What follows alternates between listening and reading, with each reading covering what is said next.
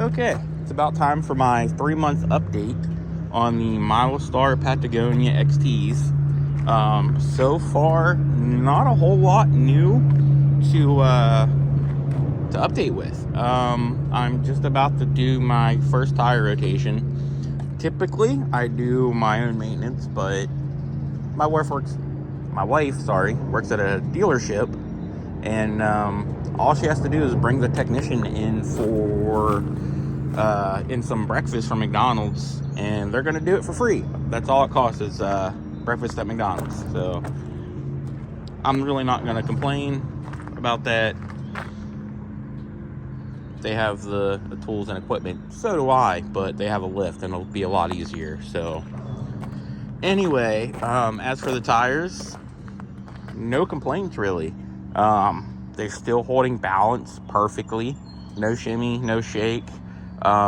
They do, however, really like to hold on to rocks, which ain't necessarily a bad thing. Occasionally you'll hear the fenders getting hit on the inside when it starts to eject them, but not a whole lot other than that. I am a little late doing my 3-month update. It's July 5th now, 2025, so it was supposed to be the 26th of last month, but you know, life. Like I said, yeah, they like to hold on to rocks. Again, not a huge problem. But so far, a lot of people have stopped me to ask me where I got them. I actually parked beside another Jeep last night to watch the fireworks, and that guy just bought his Jeep. It's his second one, and it's a new JL, and it came with like really stock looking tires. He said he wanted something a little bit better. So these were on his list, and I was telling him about them, how I felt.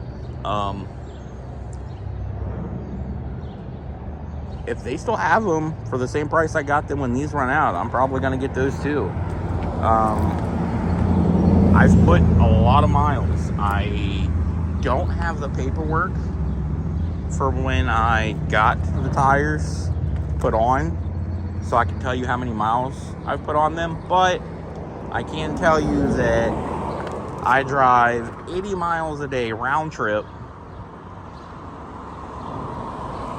4 days a week for work. So you have to do the math on that. I'm not a math magician or anything, so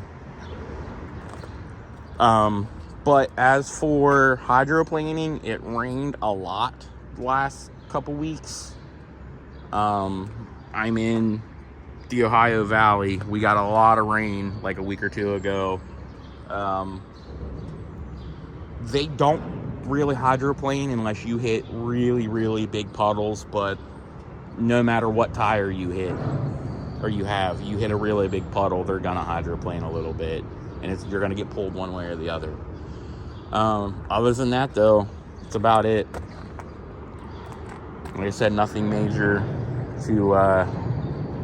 no major issues, but yeah, I'll update again in 3 months. Let's see, that should be October, I think. Yeah, so we'll go from there, and can't wait to see how these handle the weather in the winter with the snow and ice. Again, I'm a huge fan. One of the main reasons is the siping, apparently, from what I've read when I was first looking into these, goes all the way through the depth of the tires. Most 3-peak mounted tires, or 3-peak rated tires like these are, the tread is only so deep, or the siping is only so deep.